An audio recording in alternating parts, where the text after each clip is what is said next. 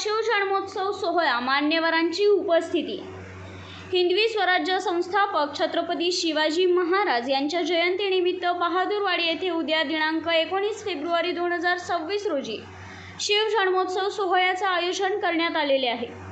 सकाळी 8 वाजता प्रतिमा पूजन, दीप प्रज्वलन व ध्वजपूजनाने या कार्यक्रमास प्रारंभ होणार आहे।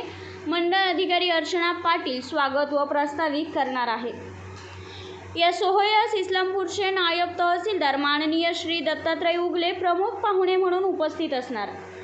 तसेच दरम्यानच्या काळात जिल्हाधिकारी माननीय श्री अशोक काकडे यांची उपस्थिती लाभणार असून ईश्वरपूरचे प्रांताधिकारी यांचीही उपस्थिती राहणार असल्याची माहिती आयोजकांनी दिली आहे।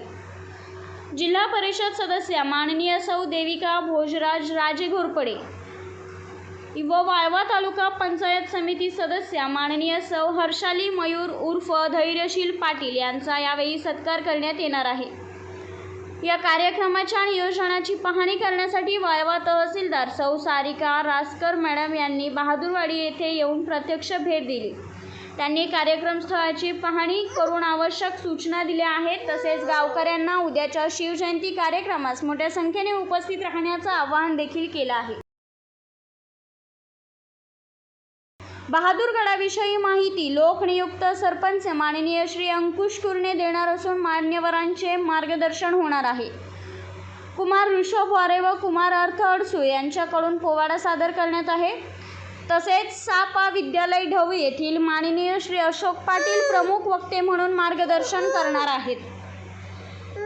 बहादूरवाडी विद्यालयातील विद्यार्थ्यांकडून पारंपरिक खेळांचे सादरीकरण होणार आहे। महसूल, ग्राम विकास, शिक्षण विभाग व ग्रामपंचायत बहादूरवाडी यांच्या संयुक्त विद्यमाने हा कार्यक्रम आयोजित करण्यात आला असून सूत्रसंचालन श्री कृष्णा शिवाजी माळी सर करणार आहेत। शिवजन्मोत्सवाची शोभा वाढवण्यासाठी नागरिकांनी आपल्या घराशेजारील रस्त्यावर रांगोळी व सडा टाकून परिसर सजवावा असे आवाहन आयोजकांनी केले आहे।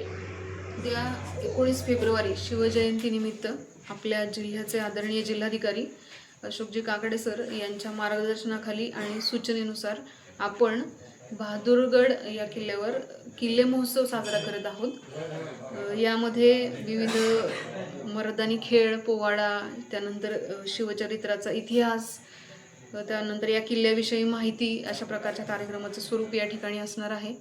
तर सर्वांना मी विनंती करेन की या कार्यक्रमासाठी सर्वांनी उपस्थित राहावं।